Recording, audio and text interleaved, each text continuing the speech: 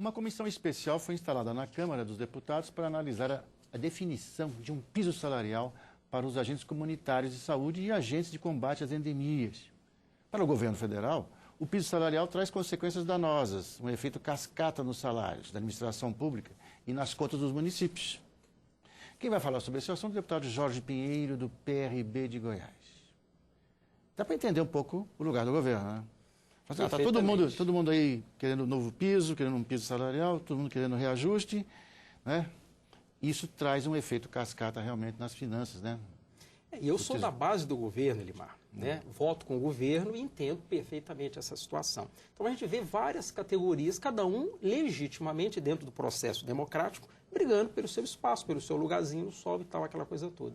No caso específico dos agentes comunitários de saúde e dos agentes de combate a endemias, é uma situação peculiar, porque esse pessoal que ganha hoje, em média, na sua grande maioria esmagadora, um salário mínimo, é o pessoal que vai a pé, de bicicleta, de barco, né, nos rincões mais distantes do nosso país, fazendo aquele trabalho de educação e de saúde básica. O SUS hoje, o Sistema Único de Saúde, deve muito a essa categoria, que, de certa forma, não tem as condições adequadas de trabalho, mas mesmo assim está executando, e que está pleiteando hoje, brigando muito para ter uma data base e ter um piso salarial mínimo para o Brasil todo de referência, 2 salários mínimos. Daria hoje R$ 1.090. Agora, quando é que surgem os agentes de saúde, esses agentes? Foi em algum momento recente, né, que eles surgiram? Quer dizer, foi. Coisa de uns 10 anos para cá, mais ou menos. Não é? Né?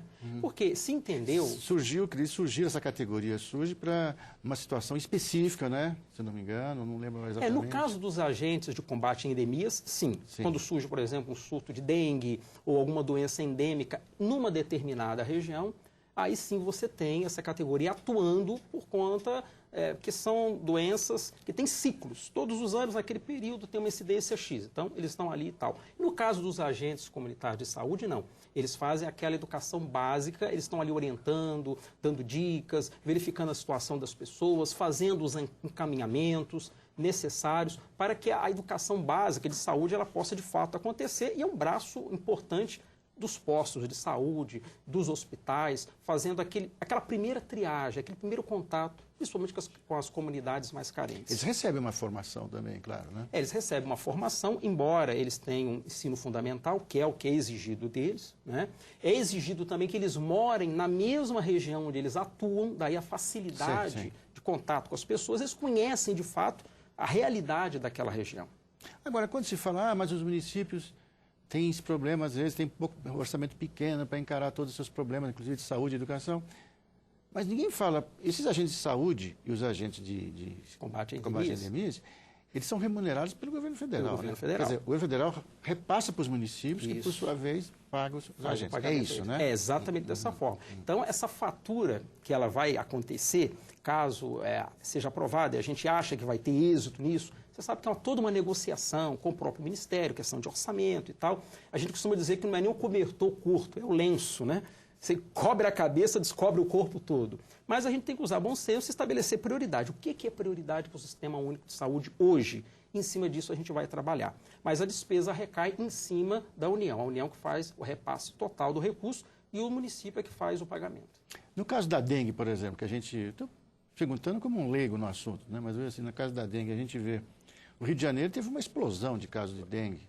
Alguns estados também. Esse ano bateu no teto, né? Faltam agentes para tratar nessa questão das endemias, não? Falta gente? Falta. Você vê, por exemplo, nós temos hoje 236 mil agentes comunitários de saúde. O de combate a endemias são apenas 70 mil. De fato, falta. Né? Você pode somar isso, uma série de situações que dão, às vezes, aquele somatório negativo. Mas esses agentes, eles estão em pequena quantidade e, muitas vezes, totalmente desaparelhados. Você vê, eles fazem, muitas vezes, o trabalho de porta em porta a pé. Então, a razão de atendimento, a vazão deles, muitas vezes, fica prejudicada porque, muitas vezes, nem o deslocamento... Alguns deles fazem de bicicleta, outros usam a própria condução para poder dar conta de fazer o que tem que ser feito. Depende, às vezes, de na prefeitura disponibilizar para ele um carro, que naquele dia está disponível, no dia seguinte não está mais. Então, é uma série de situações Mas você falou uma questão crucial. Hoje a quantidade, o efetivo deles é aquém do que a gente necessitaria. Essa comissão especial, o senhor participa dela? Participo, sou membro titular da comissão.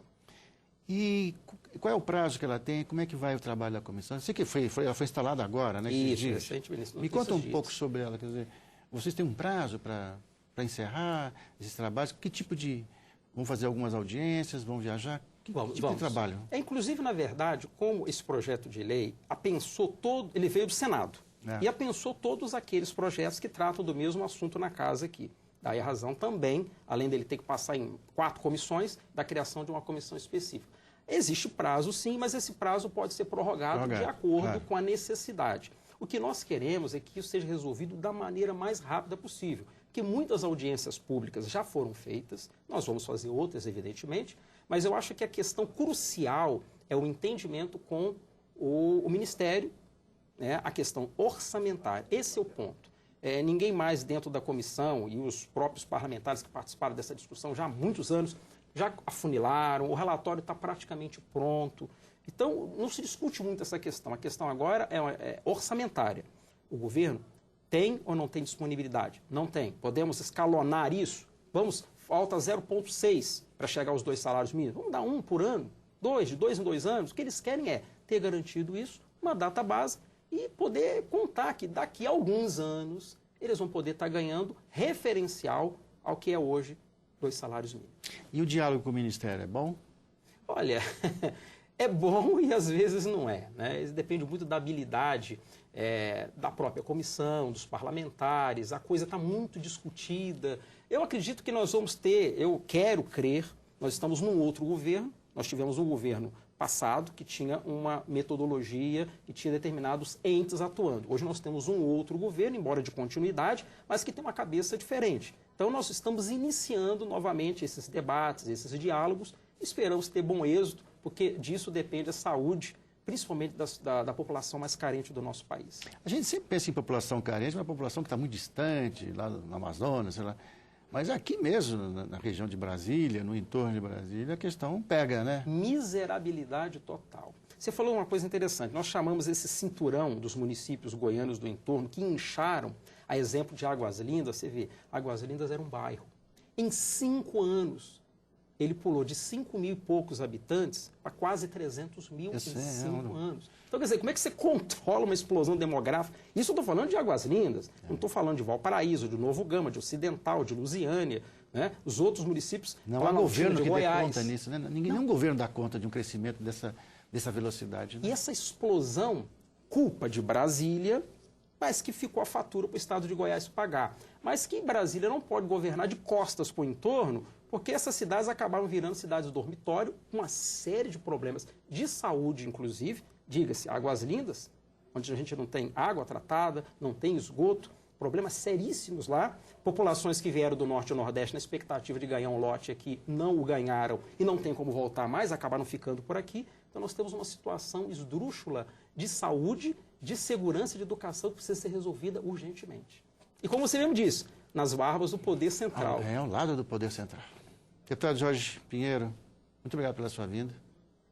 Espero que tudo siga contento. E eu espero que em breve a gente possa dar uma notícia positiva, que conseguimos negociar e fechar um bom acordo com o Ministério da Saúde. Veja bem. Obrigado a você também, que ficou com a gente até agora.